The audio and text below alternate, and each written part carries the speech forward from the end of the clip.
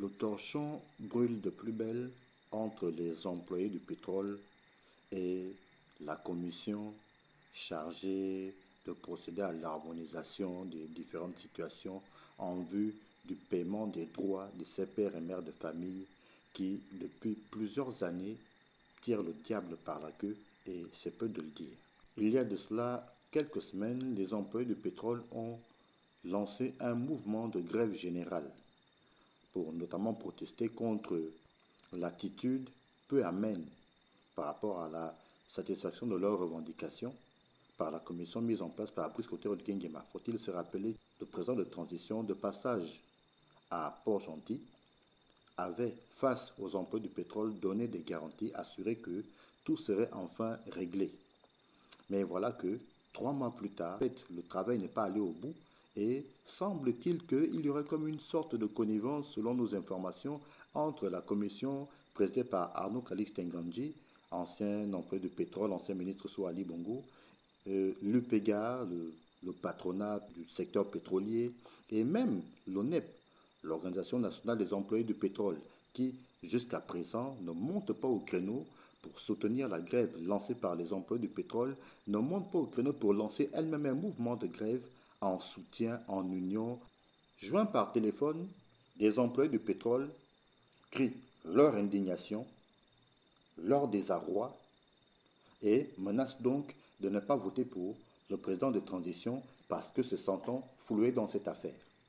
Donc le 26 février à Port-Gentil, le président de la commission est arrivé avec un de ses adjoints. Donc M. Kali Senganji, le président de la commission, est arrivé avec un de ses adjoints. Ils nous ont conviés à un petit hôtel de la place au niveau de Pog. Il était question qu'on puisse statuer sur les avancées du procès verbal. Voilà. Donc il fallait qu'on puisse statuer sur le procès verbal, voir les points qui étaient les plus urgents, notamment généralement l'application du PV, du procès verbal qui a sanctionné les travaux de la commission des hydrocarbures, qui sort de l'arrêté du décret du président de la République. Mais à ce qu'on voit, à ce qu'on constate, rien n'avance. D'abord, M. Nganji arrive avec beaucoup d'arrogance, quasiment au bord de la menace, en disant aux gens, oui, voilà, vous entraînez mon nom dans les réseaux sociaux, comme quoi je suis détenteur d'une prestation de service ou de plusieurs prestations de service qui travaillent avec les multinationales. J'espère que la prochaine fois, les auteurs de ces diffamations pourront répondre devant la barre. En tout cas, il a planté le décor par des menaces. C'est comme ça, il nous dit non, voilà, le temps qui nous est imparti est relativement court, il va falloir qu'on fasse bien les choses et rapidement, parce que moi, d'ici là, je serai en campagne dans ma localité pour battre, je serai dans ma localité pour battre campagne pour mon candidat, parce que, comme vous le savez, j'ai encore de la carrière, donc voilà, donc tout le tralala qu'il a raconté là, tout ça. En rentrant dans le vif du sujet, on a eu l'impression qu'il était évasif, parce qu'il n'y a rien de concret. Au contraire, il a même marqué il a marqué le terrain en arguant, en faisant preuve d'arrogance. Oui, vous pouvez faire même 2 mois de grève.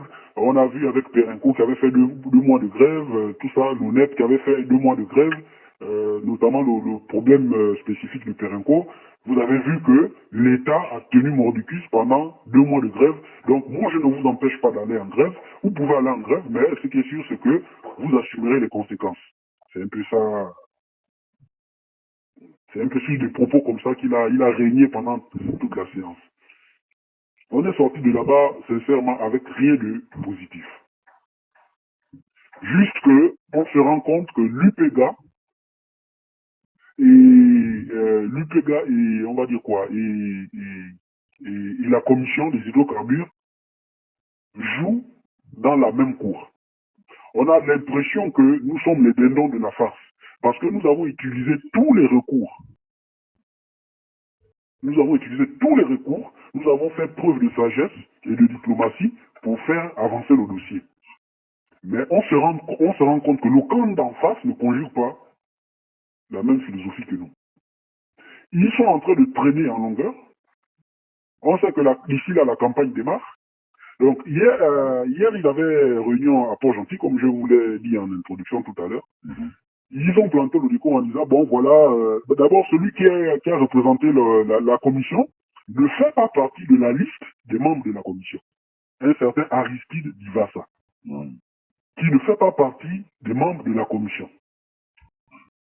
Donc, il est venu avec autant d'arrogance, et vu qu'eux, ils brillent dans l'arrogance, il est venu, il a dit, oui, voilà, ce que vous réclamez, c'est trop d'argent, tout ça là,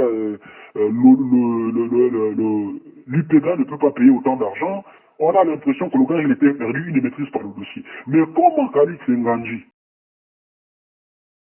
de par son absence, peut envoyer quelqu'un qui ne maîtrise pas le dossier?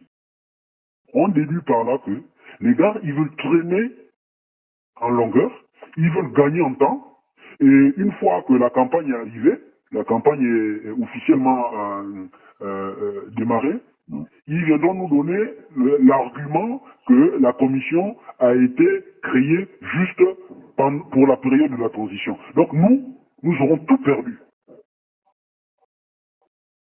Nous aurons tout perdu. Et de l'autre côté, on ne comprend pas l'attitude de notre syndicat. On ressent une attitude étrange. C'est-à-dire comme si notre syndicat ne serait plus à même de défendre ce dossier aussi délicat. C'est-à-dire que on les ressent maintenant amorphes, quoi.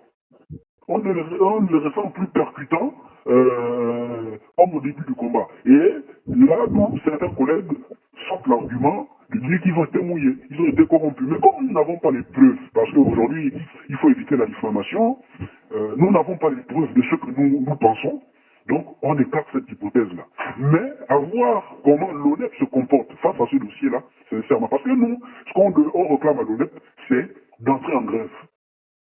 Depuis le dernier mouvement d'humeur, l'ONEP, il excelle un peu dans des zigzags. Oui, voilà, le mouvement n'était pas officiel, tout ça là. Nous, on a dit non, pour que le gouvernement, pour que l'État règle ce problème de manière définitive, il faut qu'on rentre en grève. Ce que nous déplorons, c'est le mépris de la commission.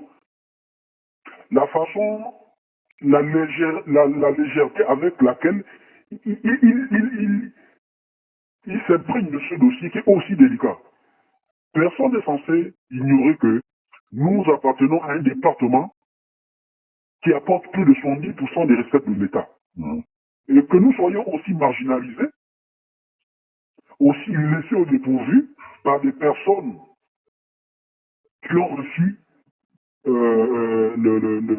on dit quoi, le mot d'ordre du président de la transition, de régler ce dossier. En fait, on n'a pas les mots, quoi. On est dans une frustration vraiment qui ne dit pas son nom.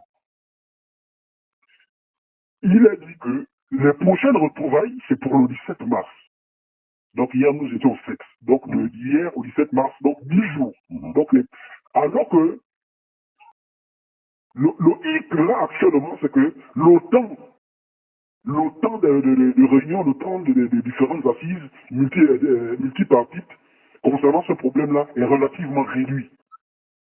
Une fois que nous nous retrouvons au 17, ce que nous aurions décidé là-bas, que nous le voulions, que nous ne le voulions pas, tant que tout le monde sait que la commission existe seulement pendant la période transitaire,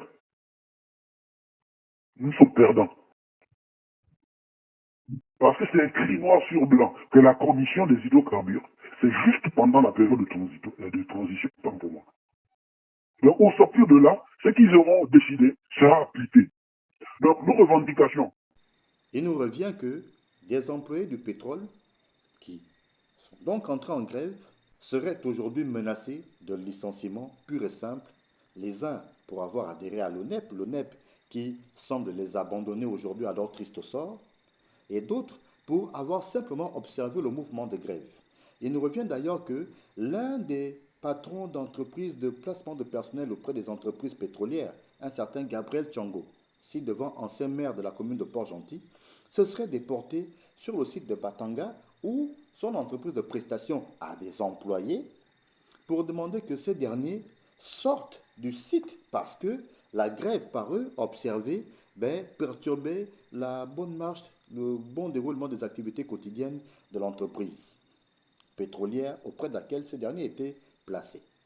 Et n'eût été la vigilance de ces employés qui ont demandé qu'un document leur soit rédigé, document stipulant qu'ils pouvaient donc quitter le site pour aller observer la grève ailleurs. C'est la raison pour laquelle l'ancien maire de Port-Gentil, qu'accompagnait une escouade de gendarmes à Pranton, aurait donc ravalé leur caquet et regagné la capitale économique du Gabon, Port-Gentil. Parce que les employés du pétrole, en grève donc, ont fait remarquer à qui le droit que s'ils quittaient le site où ils sont en poste, cela serait tout simplement considéré comme un abandon de poste. Voilà donc cette situation des employés du pétrole qui revendiquent leurs droits les plus légitimes, une commission qui tantôt donne des garanties, tantôt semble ne plus se préoccuper du sort de ses pères et mères de famille, un patronat qui se délecte évidemment de la situation tant celle-ci l'arrange, et un syndicat, l'Organisation nationale des emplois du pétrole, faut-il le rappeler, qui au début semblait battre pavillon en faveur des emplois du pétrole, mais qui aujourd'hui semble amorphe, timoré. Voilà donc cette situation qui perdure et qui n'a que trop duré. Vivement que qui le droit va ce qu'il faut afin que ces pères et mères de famille puissent enfin entrer dans leur bon droit. Faut-il rappeler que même si cela fait 10 ans, voire plus pour nombre d'entre eux, la loi stipule que dans ce cas de figure, on ne paye en termes de rétroactivité de droit que sur une période de 5 ans.